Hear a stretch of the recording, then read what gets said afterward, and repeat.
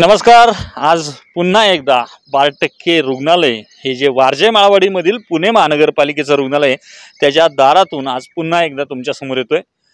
मागच्या महिन्यामध्ये आपण चौथा महिना भूमिपूजनाला झाल्यानंतर समोर आलो होतो। तर या 12 ऑगस्टला या रुग्णालयाच्या ठिकाणी झालेल्या भूमिपूजनाला 5 महिने पूर्ण झालेले आहेत आणि या 5 महिन्यामध्ये आजही साधा टिकाव देखील या ठिकाणी मारण्यात आलेला नाहीये।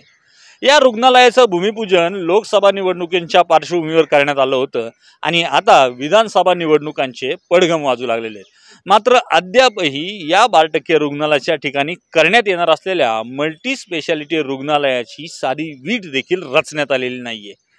हे रुग्णालय मुळातच खाजगी तत्वावर होणार असल्यामुळे नागरिकांची मोठी लूट या ठिकाणी होणार असताना देखील वारजेमधील नागरिक गप्प बसून आहेत। मात्र काही दिवसांनंतर हे रुग्णालय जेव्हा पूर्ण होईल तेव्हा मोठमोठी रुग्णालय जी धर्मादाय रुग्णालय म्हणून आपण पाहतो त्याच पद्धतीनं हे रुग्णालय देखील होणार असून त्या ठिकाणी फक्त किरकोळ स्वरूपात तुम्हाला खाटा मिळणार आहेत।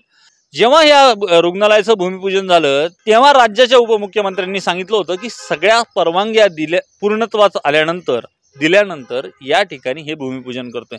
मात्र अजूनही 5 महिन्यानंतर जर टिकाव मारला जात नसेल तर त्या परवानग्यांचं झालं काय, अद्याप काम का नाही सुरू झालं हा प्रश्न उपस्थित होतोय।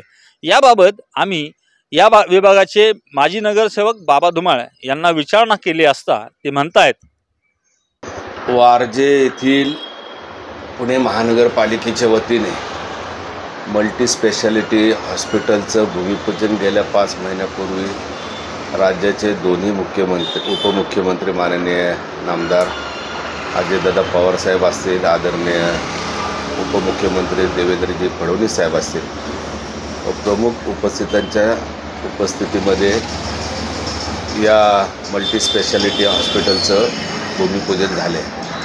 खरं तर महानगरपालिकेकडे मी चौकशी केली असता त्या ठिकाणी असं सांगण्यात आलं की आम्ही सर्व प्रकारच्या जागेचा हस्तांतरण किंवा NOC काय जे आवश्यक लागणार ते दिलेले आहेत। आम्ही तेच सांगत होतो की हे हॉस्पिटल भूमिपूजन करत असताना जिथं महानगरपालिकेच्या वतीने बांधण्यात आलेल्या काही अरविंद 12% हॉस्पिटल व त्यामध्येच सावित्रीबाई फुले डायलिसिस सेंटर किंवा एक्सरे सेंटर किंवा सोनोग्राफी सेंटर याची आपण त्या ठिकाणी निर्मिती केली होती आणि नागरिकांचा चांगल्या पद्धतीने त्या ठिकाणी रुग्णांना त्याचा उपयोग होत होता।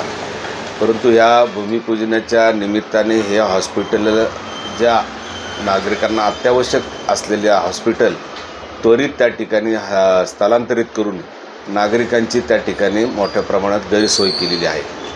आज ज्या ठिकाणी स्थलांतरित केलेलं आहे त्या ठिकाणची सुद्धा परिस्थिती त्या ज्या सेवा सुविधा आवश्यक आहेत हॉस्पिटलच्या माध्यमातून त्याही महानगरपालिकेच्या वतीने कुठल्या प्रकारचं त्या ठिकाणी उपलब्ध करून दिले नाही। डायलिसिस सेंटरची पण तीच परिस्थिती आहे, जी रुग्णांना आत्ता जी आवश्यकता आहे ती महानगरपालिकेच्या वतीने त्या ठिकाणी त्याची पूर्तता होत नाही। आम्ही आत्तापर्यंत पण सांगत होतो की वारंवार सांगतो प्रशासनाला की मल्टी स्पेशालिटी हॉस्पिटलचं प्रत्यक्षात काम जोपर्यंत सुरू होत नाही तोपर्यंत हे हॉस्पिटल स्थलांतरित करू नये अशा प्रकारची आम्ही त्या ठिकाणी मागणी केलेली आहे। पण मग कारण काय एवढे दिवस काम सुरू न होण्याचं कारण काय तुम्हाला काय समोर येतं? नाही, मी ह्या पद्धतीने किंवा गेल्या 5-6 महिन्यापूर्वी भूमिपूजन झालेलं असताना अद्याप काम का नाही सुरू झालं, परंतु मला सांगण्यात आलं की काही राज्य पातळीवरच्या परवानग्या असतील, केंद्र सरकारच्या काही परवानग्या असतील, काही पर्यावरणाच्या असतील, अशा प्रकारच्या परवानग्यामुळं हे हॉस्पिटलचं काम अद्याप सुरू झालेलं नाही। परंतु 2-3 दिवसापूर्वी माहिती घेतली असताना त्या ठिकाणी या सर्व प्रकारच्या परवानग्या त्या कंपनीने घेतलेल्या आहेत आणि लवकरच या हॉस्पिटलचं काम त्या ठिकाणी सुरू करण्याचा त्या ठिकाणी त्यांनी शब्द दिलेला आहे।